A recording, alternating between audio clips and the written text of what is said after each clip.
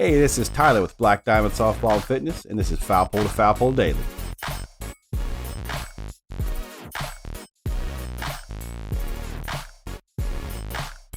Hey, welcome into another edition of the FPtFP Daily Show. Today is November 9th. I am your host, Tyler from Black Diamond Softball and Fitness. Today, we're going to get into the national letters of intent, what they mean, and sort of the timing on those. We're going to get into keeping culture of success and what that means. What does it mean for me to keep a culture of success? And we're going to talk about our ACT scores and our SAT scores and why they matter as far as acceptance and what that could mean as far as courses that you'll end up having to take as you get into college. So yesterday was the initial day to sign their national letters of intent to go play college ball at Division I and Division II levels. It's just the initial day. There is it's November, so you're looking at about 10 more months that they can actually sign to play. So, it's not just about the athletics. It's about finding that right fit at the school. Financially, there's a lot that goes into it. It's not just athletic scholarships. There are grants. There are academic scholarships. There's a lot of different things that go into it. So kudos to those athletes that did find their right fit. And hopefully it is the right fit over the next 4 or 5 years for them, depending on what course they're taking, what major that they're going into. So essentially it's a 40-plus year commitment versus just that 4 year that us on the outside look at. And we'll see Susie down the street and go, oh, wow, she just signed to go play softball at whatever college. And then, of course, you have your opinion on it. But I can tell you that your opinion does not matter. You don't know their situation in and out. You don't sit at their dinner table. So let's try to keep judgment to a minimum and just congratulate them on their journey. If it does have an effect on you, check yourself in the mirror because you weren't there through the process with them and you don't know the ins and outs of it. So kudos to them for, running their race.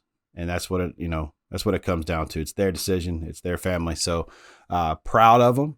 And hopefully we'll see some more coming down the line. I know there's a lot of athletes that I'm excited for, and I can't wait to find out where they're going to end up playing at the next level and following their career and their journey as they, become doctors and lawyers one day, or mechanics or plumbers or whatever they're going to do. So I'm excited for them. I don't want to rush the process with my daughters, but I am excited. It kind of gets me, thinking about, I wonder what decisions my daughters are going to make, if they're even going to want to go to college, are they going to go to a trade school, what they're going to do. So I'm excited. I know a lot of these girls in this area, these seniors, and as they sort of wrap up their high school careers and they take off into their future, I'm just excited to see it. So here at Black Diamond and FPtFP, congratulations to you ladies and to the families for continuing that journey and making that commitment. So that's going to lead me into keeping sort of a culture of success, and that could be a lot of different things to a lot of different people. What is success? That's defined in many different ways. I know I don't know why we do it, but it's human nature to equate success to money. And I guess in many ways, rightfully so. You want to be comfortable in living, but there are also many other definitions of success. So when we're talking about that in team sports, we're talking about that maybe in our workspace, maybe in a classroom setting, that culture. So let's take a look at the leaders in those situations. So we're looking at head coaches, assistant coaches, trainers, anyone that is put in charge of a team, of a group, an organization. First off, to build a culture of success, that leader has got to be able to lead, and they have to be followed, not necessarily respected on all levels, but to a certain degree, they have to have something about them that makes other people want to follow what they're doing. Okay.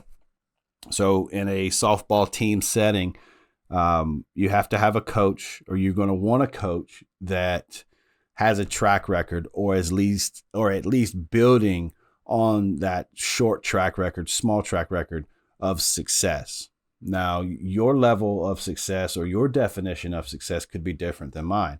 So for you to follow someone that you believe in,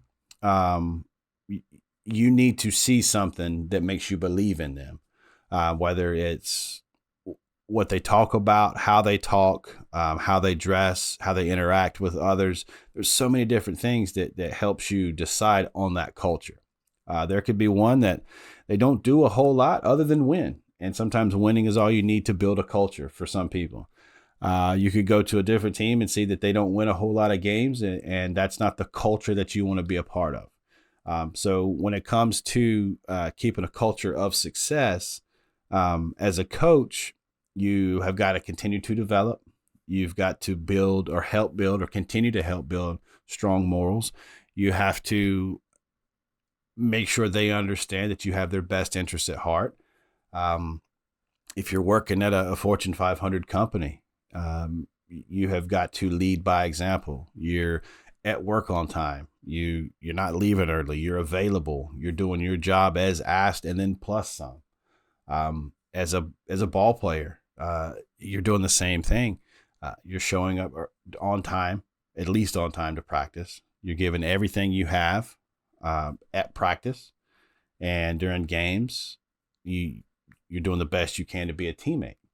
So that culture that teams are trying to build, organizations, companies, everyone's trying to build,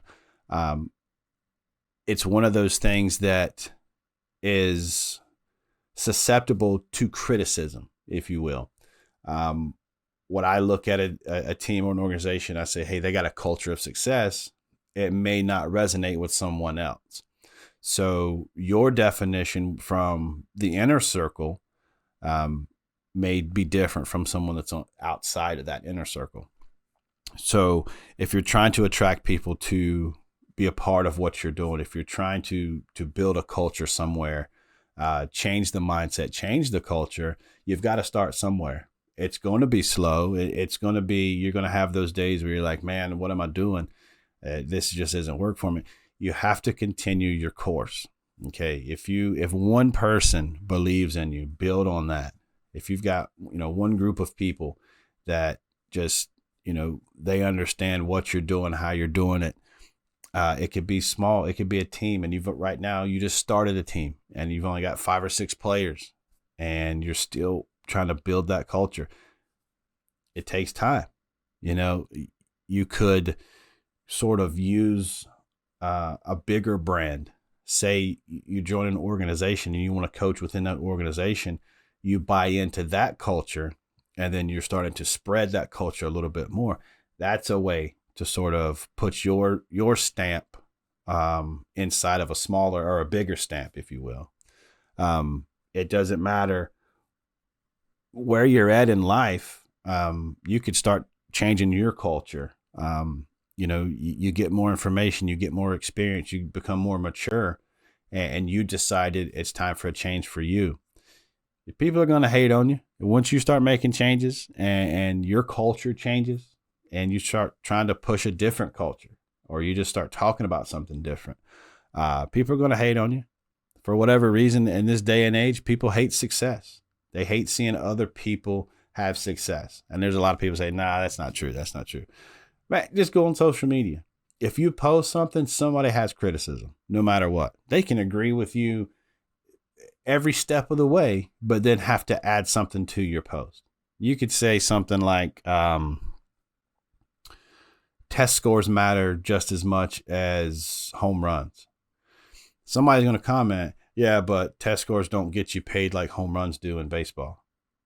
Like, that comment's not necessary. And that's the culture that they're a part of. They're a part of this culture of, let me just crap on whatever you say. I have to disagree with you. And that's just how it is. So, is that a culture of success? Probably not. Would you hang out with him in a public forum or be buddies with him? Me personally, probably not.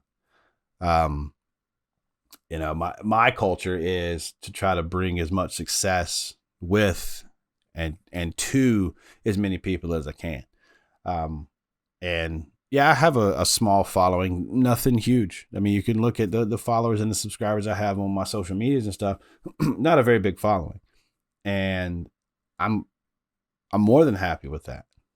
There's a small group of girls that I work with on a daily basis, or a weekly basis or a monthly basis, as far as lessons go and that kind of thing, that I've been with some for a couple of years now, from day one when I started giving hitting lessons. And it's not just hitting, it's everything, man. I know birthdays, I know siblings' names, I know all that stuff, and they are a part of who I am. They are a part of my makeup, and they're a part of my following. And I try to do everything by example. So getting back to that, keeping a culture of success, that definition of success is up to you. What is successful to you? So, sort of going to pivot now and get into talking about ACT and SAT, and talking about the test scores that kind of go with some people's definition of success. Also kind of ties into the National Letters of Intent Signing Day. When we talk about being successful in the classroom, we talk about being successful as far as trying to get money for college, whether it's scholarships or grants or what have you, trying to limit the loan amount, trying to limit that burden on families. One way to do that is with your test scores, whether it's an SAT or it's an ACT score. Now, granted, I understand that there are institutions that no longer require an ACT or an SAT score. And the best way for me to explain that is to look into that individual school or those individual schools that you're trying to apply for and see what their requirements are. Okay. Not every school has the same requirement. Some will say, hey, you got to make this score, that score. You don't even have to take it. It's optional, this and that. I'm here to tell you, go ahead and take those tests. Be successful as you possibly can on those tests. Study for them. Take them as many times as you can. If you turn in that test score and it's an optional place and you do well on it, they're not going to hold it against you that you took it. Okay, so just go ahead and take those tests. It could mean the difference in some courses that you'll be required to take or won't be required to take, some remedial stuff, or who knows how it can affect you per school. So that's going to be an individual thing. But they do matter when we're talking the importance of how people are going to perceive you as a student. It looks good on a college application if you score well. That's 100%. If you score well on an SAT or an ACT, it's not going to hurt you. They're going to look at it and go, okay, hey, that GPA that they have, they're rocking a 3.75, they're rocking a 4.2, and they have a really good ACT score. Then, they kind of verify each other, if you will. It's sort of a myth. I can't speak to the truth of the validity of it, but I have heard that test scores will help your application get reviewed faster because they can kind of sort through and query who's taking ACT, who's taking SAT, and they'll look at those first. I have heard that. So that could be, something that will help you get an answer faster if you do have that, your ACT taken care of. At the end of the day, it's going to make you look good. If you score really well, it's going to make you, it's going to make you look good. When we're talking about the aptitude and mastering the education that you were supposed to get at the high school level, that just shows you are prepared and ready to a certain extent for attending classes in college. Down the road, you could be trying to make a switch as far as what your majors are, or you could try to minor in something else. And there could be a range of what you would need to get into it. Like, since you scored this on your SAT, you're no longer required to take this prerequisite to get into this. It's already taken care of. So say, you have to score between 13 and 1500 on your SAT score to get into this class without having to take this course.